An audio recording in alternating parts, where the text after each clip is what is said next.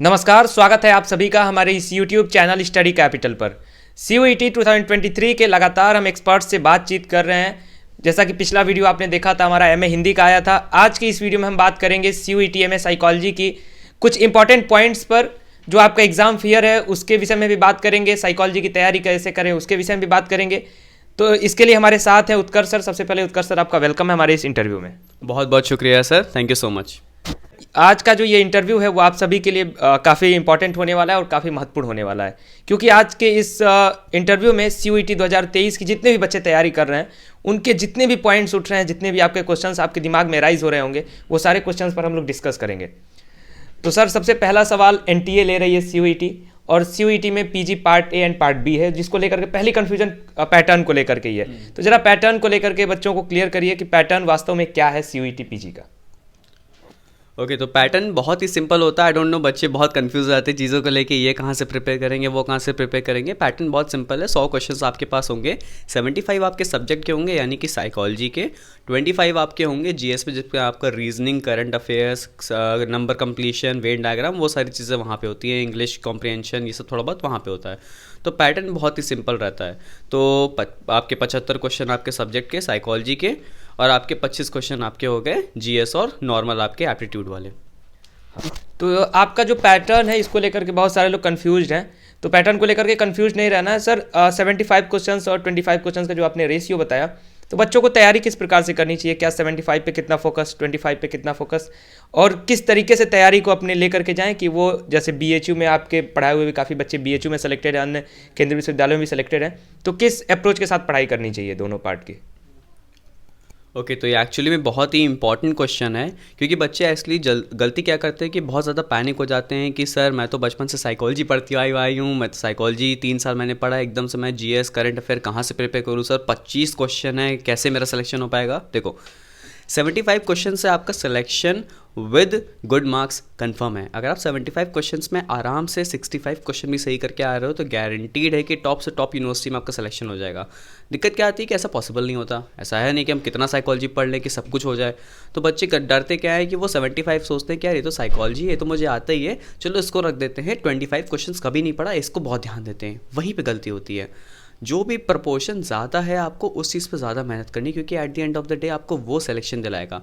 25 question जो आपके questions आएंगे उसमें आप एकदम जीरो लेवल पे भी हो गए, आपने कुछ भी नहीं पढ़ा होगा, तो भी आप एटलीस्ट 10 क्वेश्चन तो कर ही ले जाओगे।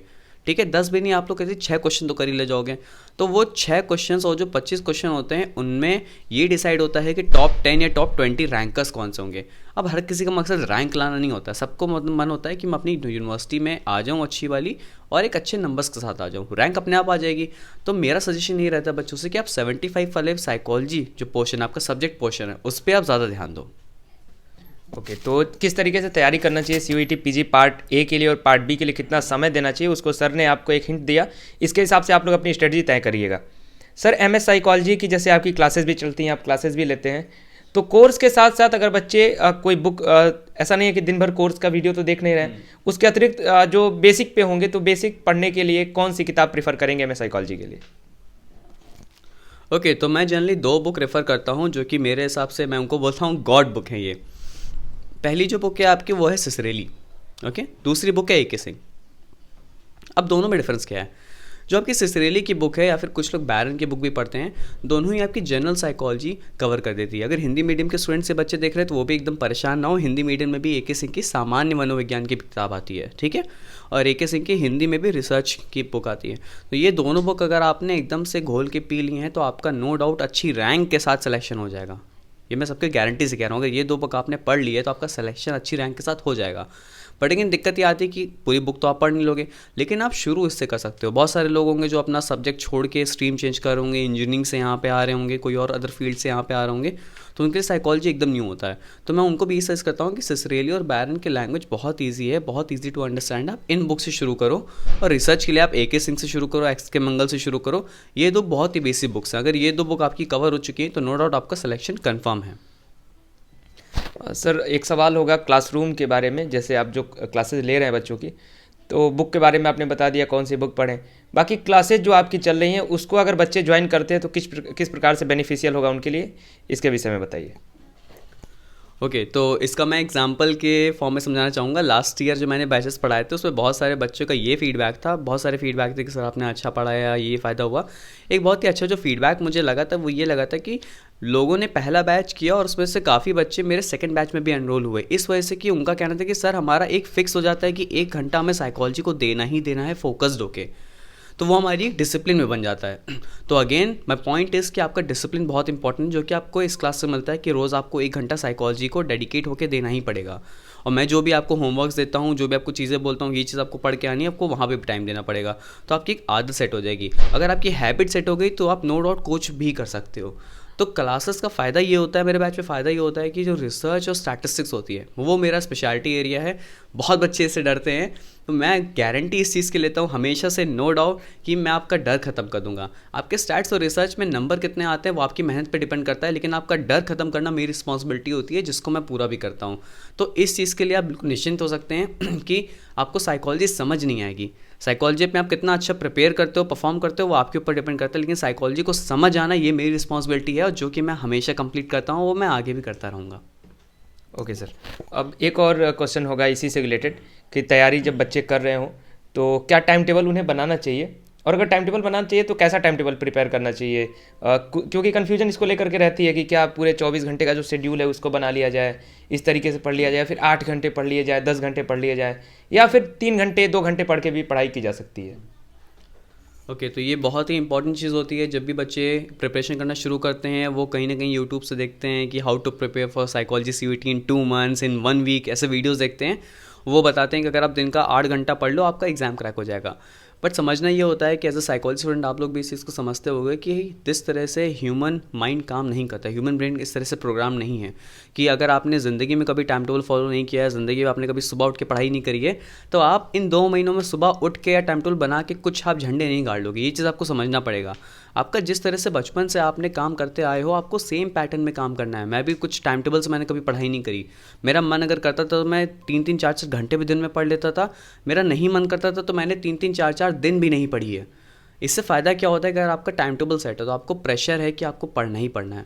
मान लो आपका मन नहीं कर रहा, आपकी तबीयत ख़राब है, तो आप पढ़ तो सकते नहीं हो, बट आपके दिमाग में कहीं ना कहीं चलता रहेगा, यार बैकलॉग होता जा रहा है, टाइम टेबल में मेरा प्रेशर बढ़ता जा रहा है, मैं काम नहीं कर पा रहा हूँ। बट आपने टाइम टेबल सेट नहीं किया है तो आप फ्री रहते हो इस चीज़ के लिए कि आपका जब मूड करेगा आप उतना देर आराम से खींच सकते हो अपने स्टडी आवर्स को। सर, आपके जो पॉइंट्स हैं, हो सकता है कि कुछ ऐसे बच्चे होंगे जो लेजी होंगे, तो वो किसी और वे में ले जाएंगे कि हाँ मैं टाइम टेबल नहीं बनाऊंगा। उन बच्चों के लिए क्या सजेशन है जो कि टाइम टेबल के बिना पढ़ नहीं सकते हैं, या फिर यूँ कहें कि अभी पढ़े नहीं हैं, उनको ये भी गाइड करिए कि अगर आप टाइम टेबल नहीं बनाते हैं तो टाइम टेबल न बनाने के बाद भी पढ़ाई आपको करनी चाहिए, कैसे पढ़ना चाहिए?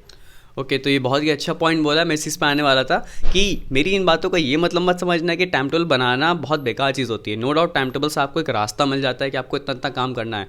भले से आप मेरी तरह हो, आप टाइम टेबल के अकॉर्डिंग काम नहीं कर पाते हो, आपको करना क्या है, आपको अपने आप को टारगेट देना है कि मुझे आज दिन में ये चैप्टर खत्म करना है। इस टारगेट को दो, डजेंट मैटर वो 1 घंटे में आप खत्म कर लेते हो, आप 4 घंटे में खत्म कर लेते हो, आप 12 घंटे में खत्म करते हो। आपको ये टारगेट लेना है कि मुझे 1 हफ्ते में रिसर्च खत्म करनी है, मुझे 1 हफ्ते में डेवलपमेंटल साइकोलॉजी खत्म करनी है। अब आप उसको चाहे 2 दिन में खत्म कर लो, बाकी 4 दिन आप आराम से मज़े करो, या फिर आप 6 के 6 दिन पढ़ो। तो आप अपने को इस तरह से टारगेट दे सकते हो, बजाय इसके कि आप अपने आप को टाइम में बांध दो। आप बोलो कि 1 हफ्ते मुझे डेवलपमेंटल खत्म करनी है, मैं डेली कितना भी पढ़ूँ। इससे फ़ायदा क्या होता है कि आपके ऊपर प्रेशर फील नहीं होता। आपको लगता है चलो आज मन नहीं कर रहा है, रहने देता हूँ, कल एक्स्ट्रा मन करेगा मैं ज़्यादा पढ़ लूँगा। तो ये बेनिफिट होता है। तो ये उनके लिए है जो टाइम टेबल बना के नहीं पढ़ पाते हैं। ओके, तो ये सजेशन था आपको टाइम टेबल से रिलेटेड। एक आखिरी सवाल होगा सर, अपना जो आप कोर्स हमारे यहाँ चल रहा है स्टडी कैपिटल का, उस क्लासेस का क्या माहौल होता है, और बच्चे जो कोर्स को ज्वाइन करना चाहते हैं तैयारी के लिए, तो उनको कोर्स में क्या क्या प्रोवाइड आप करा रहे हैं, किस तरीके से उनकी तैयारी कराई जा रही है, तो उसके विषय में बच्चों को बताइए, और थोड़ा सा प्रोसेस को भी बताइएगा बच्चों को कि प्रोसेस क्या फॉलो करना होगा। ओके, प्रोसेस उतना ही सिंपल है जितना आप किसी भी ऑनलाइन वेबसाइट अमेजोन फ्लिपकार्ट से अपने सामान को ऑर्डर करते हो। बहुत सिंपल है। या तो आपके स्क्रीन पे आ रहे होगे, व्हाट्सएप नंबर पे आप टेक्स्ट कर दोगे अपनी डिटेल्स के साथ, आपको विद इन 24 आवर्स टीम से रिप्लाई मिल जाएगा और आपको डिटेल्स मिल जाएंगी। आप कोर्स का अमाउंट पे करोगे, तुरंत आप डिटेल्स शेयर करके कोर्स में ज्वाइन कर सकते हो। दूसरा ऑप्शन क्या है कि आप स्टडी कैपिटल के ऑफिशियल ऐप पे जाके वहाँ के process by process, step by step, जो कि बहुत ही यूज़र फ्रेंडली इंटरफेस है, वहाँ के थ्रू आप जाके रजिस्ट्रेशन कर सकते हो। अब क्वेश्चन सबसे ज़्यादा ये आता है कि अगर आप लोग अपना पैसा, जो कि बहुत इंपॉर्टेंट चीज़ है, अगर मुझे दे रहे हो तो इसके बदले आपको क्या मिलेगा। बहुत वैलिड क्वेश्चन है।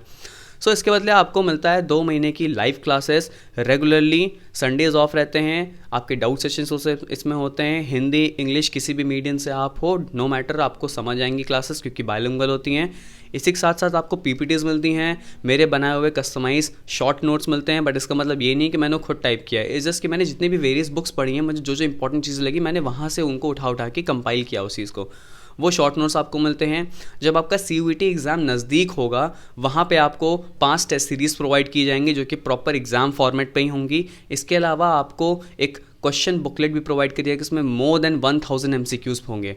तो इतना सब कुछ आपको सिर्फ एक रीजनेबल अमाउंट में मिलता है, वो भी एक प्रॉपर पर्सनलाइज गाइडेंस के साथ। आपका ये नहीं है कि आपको कुछ भी प्रॉब्लम हो रही है सब्जेक्ट में तो आपको विपुल सर के पास डायरेक्टली जाना पड़ेगा, उसमें बहुत टाइम जाता है क्योंकि इनके पास बहुत सारे सब्जेक्ट्स को कंट्रोल करना आता है। आपको कुछ भी प्रॉब्लम हो रही है आप डायरेक्टली मुझसे बात कर सकते हो, डायरेक्टली अपने मेंटोर से बात कर सकते हो। तो यही एक ऐसा प्लेटफॉर्म है जहाँ आपको इतनी चेन फैसिलिटी मिलती है कि आपको तुरंत दूर नहीं जाना होता है, आप डायरेक्टली कम्युनिकेट कर सकते हो अपनी प्रॉब्लम्स को। और इसी के साथ साथ बहुत सारे फ़ायदे होते हैं, वो आपको कोर्स में बहुत पता ही चलेंगे। और हमारे कोर्सेस न्यू बैच बहुत जल्दी आने वाला है, उसकी डिटेल्स आपको बहुत जल्दी मिल जाएंगी। Thank you so much sir. तो ये हमारे साथ थे MS साइकोलॉजी के CUET के एक्सपर्ट उत्कर्ष सर, जिनका मार्गदर्शन आपको मिला, जिनका गाइडेंस आपको मिला। अगर एक कोर्स में आप जुड़ना चाहते हैं तो कोर्स का पूरा प्रोसेस, व्हाट्सएप का नंबर आपकी स्क्रीन पर शो कर रहा है, स्टडी कैपिटल का ऐप डाउनलोड अगर करना चाहते हैं तो डिस्क्रिप्शन बॉक्स में लिंक है। और अगर कोई और सवाल हो आपके मन में, कोई क्वेरी ऐसी हो जो कि MS साइकोलॉजी से रिलेटेड हो, तैयारी से रिलेटेड हो, तो कमेंट बॉक्स में पूछिए या फिर हमारे व्हाट्सएप पर टेक्स्ट कर दीजिए। फिलहाल इस वीडियो को यहीं पर समाप्त करूंगा। वीडियो अगर अच्छा लगा है तो लाइक जरूर करें, अपने फ्रेंड्स के साथ शेयर करें और अपना भी रिव्यू कमेंट बॉक्स में दें। और बच्चों के साथ, अपने दोस्तों के साथ भी शेयर करें, अपने व्हाट्सएप ग्रुप्स में शेयर करें, अपने स्टेटस पर शेयर करें। आपके जो बैचमेट्स हैं उन तक इस वीडियो को पहुंचाएं, क्योंकि आपको एक गाइडेंस की जरूरत है एंट्रेंस एग्जाम में, जो स्टडी कैपिटल आपको लगातार प्रोवाइड कराता रहेगा। फिलहाल इस सेशन में इतना ही। बहुत बहुत धन्यवाद। नमस्कार।